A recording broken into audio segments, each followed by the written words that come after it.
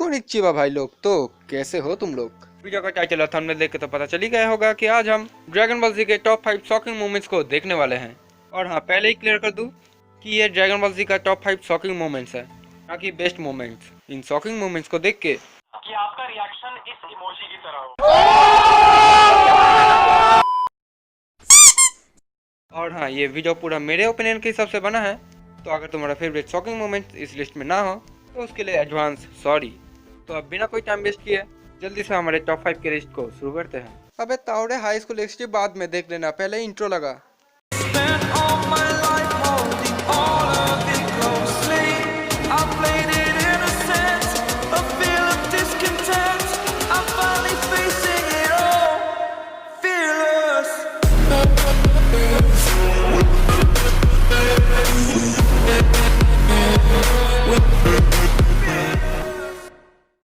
Number 5, future transform in super Saiyan. Dragon Ball की series में अगर किसी के बैक स्टोरी सबसे ज्यादा इमोशनल है तो वो है फ्यूचर ट्रांस का। उसके टाइमलाइन में गोकू पहले ही हार्ट वायरस से मर चुका है और जी फाइटर्स भी एंड्रॉइड के हाथों मारे जा चुके थे। बचा था सिर्फ गोहान, पर वो भी आखिर में एंड्रॉइड्स के हाथों मारे गए और गोहान की मौत की वजह से ही फ्यूचर ट्रांस सुपर सैयन में ट्रांसफॉर्म हो पाया। पर वो तब भी उतना ज्यादा ताकतवर नहीं था कि वो अकेले ही उन दोनों एंड्रॉइड्स को हरा पाए, इसलिए वो पास्ट में आया ताकि वो सभी जी वॉरियर्स को सावधान कर पाए। पर वो जब पहली बार पास्ट में यानी कि ड्रैगन बॉल जी के मेन टाइमलाइन में आया था, मेगाफिशर ने अर्थ के ऊपर हमला किया था और उन दोनों को हराने के लिए फ्यूचर ट्रांसफॉर्म हो गया सुपर सैयन में।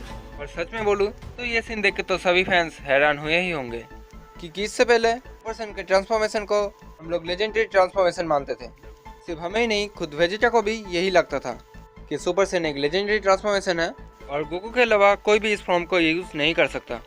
और इसीलिए जब फ्यूचर ट्रांस भी सुपर सैयन में ट्रांसफॉर्म हो गया तब वेजिटा का मुंह इसी इमोजी जैसा हो गया, और साथ ही साथ सारे ड्रैगन बॉल फैंस का भी। क्योंकि जैसे कि मैंने बताया कि इससे पहले सभी सुपर सैयन ट्रांसफॉर्मेशन को एक लेजेंडरी ट्रांसफॉर्मेशन मानते थे, पर फ्यूचर ट्रांस को ट्रांसफॉर्म होते देख वेजिटा ये समझ गया कि सुपर सैयन का ट्रांसफॉर्मेशन कोई लेजेंडरी ट्रांसफॉर्मेशन नहीं है, ये सैयन्स का वो लेवल था जो कि कोई भी सैयन्स बहुत ही कड़ी मेहनत और ट्रेनिंग करके इस लेवल को पा सकता था। पर देखा जाए तो गोकू के बाद फ्यूचर ट्रांस का सुपर सैयन में ट्रांसफॉर्म होना उस टाइम के हिसाब से ड्रैगन बॉल की सीरीज के शॉकिंग मूवमेंट में से एक था।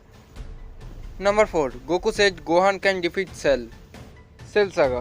ड्रैगन बॉल के पूरे सीरीज का, यानी कि चाहे वो ड्रैगन बॉल जी हो, ड्रैगन बॉल या फिर ड्रैगन बॉल सुपर, इन सभी सीरीज में, इन तीनों सीरीज के अंदर जितने भी सागा या फिर आर्क है उनमें से one of the best saga था सेल सागा।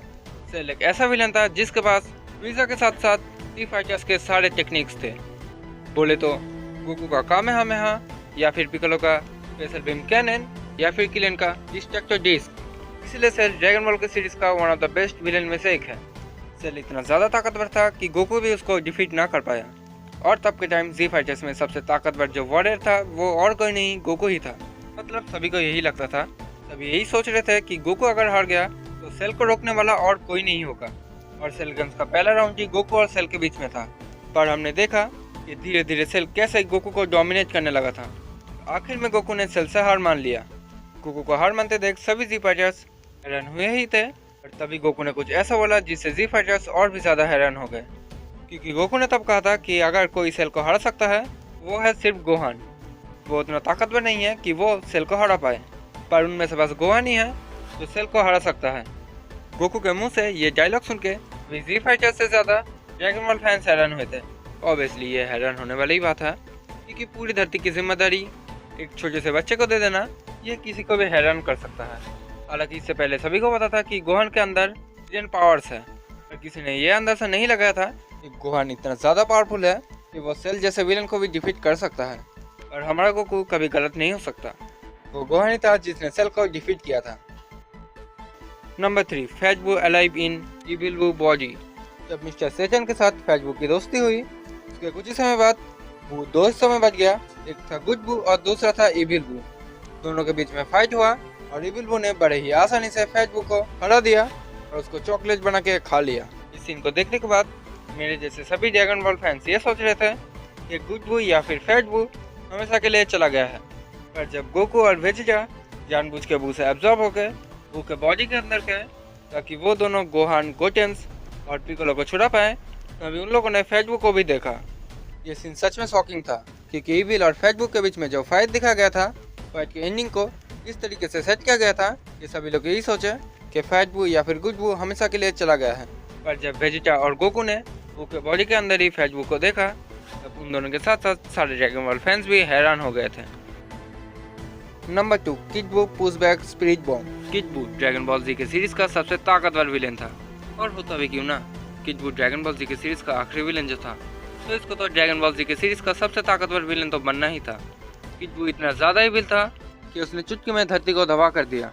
किड बू को हराने के लिए गोकू सुपर सैयन 3 में ट्रांसफॉर्म होता है, पर किड बू इतना ज्यादा ताकतवर था कि सुपर सैयन 3 भी किड बू को हरा ना पाया। पर तभी वेजिटा ने अपना दिमाग चलाया और धरती के लोगों की मदद से गोकू से एक स्पिरिट बॉम्ब को क्रिएट किया। ये स्पिरिट बॉम्ब तभी धरतीवासी की एनर्जी से बना था, मतलब तुम अंदाजा लगा लो कि ये कितना ज्यादा ताकतवर होगा। और जब फाइनली गोकू ने किड बू पे ये शूट किया, तब किड बू ने उसको रोक लिया, और सिर्फ रोका ही नहीं, उसने स्पिरिट बॉम्ब को पुश बैक करना भी चालू कर दिया। सच बोलूं, ये मोमेंट तो ड्रैगन बॉल जी के सीरीज का one of the best shocking movement में से आता है, क्योंकि इतने ताकतवर स्पिरिट बॉम्ब को पुश बैक करना एकदम ना के बराबर था। और एक ऐसा भी पॉइंट आया था जब किड बू ने स्पिरिट बॉम्ब को ही गोकू की तरफ पुश बैक कर दिया। इधर किड बू ने यह साबित कर दिया था कि किड बू ड्रैगन बॉल जी की सीरीज का सबसे ताकतवर विलेन क्यों था। Number 1, Vegeta sacrifice. ये मूवमेंट तो नंबर 1 डिजर्व करता ही था।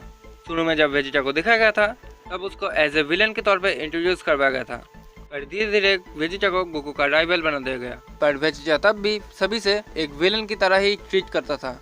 पर सेल गेम के एंड होते थे उसका कैरेक्टर डेवलपमेंट शुरू हो गया। जब सेल ने ट्रंक्स के ऊपर एक जानलेवा हमला किया, तब अपने ही बेटे को अपने आंखों के सामने मरता हुआ देख वेजिटा पागल होने लगा था। उसने बिना कोई परवाह किए सेल के ऊपर हमला कर दिया था, हालांकि वो जानता था कि वो सेल के मुकाबले कुछ भी नहीं है। पर ट्रंक्स की वो हालत देख के वेजिटा बिना परवाह किए सेल के ऊपर लगातार हमला करता गया। हालांकि उसका उल्टा असर पड़ा, उसकी वजह से ही गोन का एक हाथ डैमेज हो गया था। फिर आता है माजिन बू सागा, जहाँ पे वेजिटा ने बाबिडी को खुद को कंट्रोल करने दिया ताकि वो और भी ज़्यादा ताकतवर बन पाए और गोकू को यानी कि अपने राइवल को हरा पाए। पर जब लड़ाई बराबर में चल रहा था, तभी वेजिटा ने गोकू को बेहोश कर दिया और अकेले ही बू से लड़ने चला गया। पर वेजिटा इतना ज़्यादा ताकतवर नहीं था कि वो बू को हरा पाता, इसलिए वेजिटा ने एक ऐसा कदम उठाया जो कि कोई भी एनिमी फैन सोच भी नहीं सकता था, और वो था खुद का सेक्रीफाइस कर देना। वेजिटा को हम इससे पहले एक विलेन के तौर पे तो नहीं देखते थे, पर उसको एक हीरो के तौर पे भी नहीं देखते थे। सभी के माइंड में यही था कि वेजिटा सेल्फिश है, उसको अगर किसी की परवाह है तो वो है खुद की। खुद के अलावा वेजिटा किसी का भी परवाह नहीं करता। जैसे कि मैंने कुछ देर पहले बोला कि वेजिटा का कैरेक्टर डेवलपमेंट सेल सागा के एंड से शुरू हो गया था, और जब माजिन बू सागा में वेजिटा ने माजिन बू को मारने के लिए खुद को सेक्रीफाइस कर दिया था, तब सभी एनिमी फैंस वेजिटा की इस हरकत की वजह से रो पड़े थे।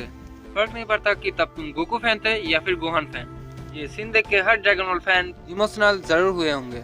ये सीन जितना इमोशनल था उतना ही ज़्यादा शॉकिंग, क्योंकि जिस कैरेक्टर को हम एक विलेन की तरह ट्रीट करते थे, उसी कैरेक्टर ने सभी को बचाने के लिए खुद का ही सेक्रीफाइस कर दिया। इसलिए ये सीन तो नंबर 1 डिजर्व करता ही है। तो यही था ड्रैगन बॉल जी के सीरीज़ के टॉप 5 के शॉकिंग मूवमेंट का लिस्ट। तो अगर अब तुम मेरे टॉप 5 के लिस्ट से एग्री नहीं करते हो, तो अपना टॉप 5 का लिस्ट भी मुझे कमेंट करके बोल सकते हो। और अगर एग्री करते हो, टॉप 5 के लिस्ट से कौन सा मूवमेंट तुम्हें सबसे ज़्यादा शॉकिंग लगा था, वो भी मुझे कमेंट करके बोल देना। और हाँ, कमेंट किया करो यार, तभी तो मुझे तुम लोगों का क्या ओपिनियन है ये चीज़ पता चलेगा। और अगर वीडियो पसंद आए तो इस वीडियो को लाइक ज़रूर करना, और चाहो तो अपने दोस्तों के साथ शेयर भी कर सकते हो। और अगर चैनल पे नए हो तो चैनल को सब्सक्राइब कर देना। तो आज का वीडियो यही ख़त्म करते हैं। आरा आरा सायोनारा।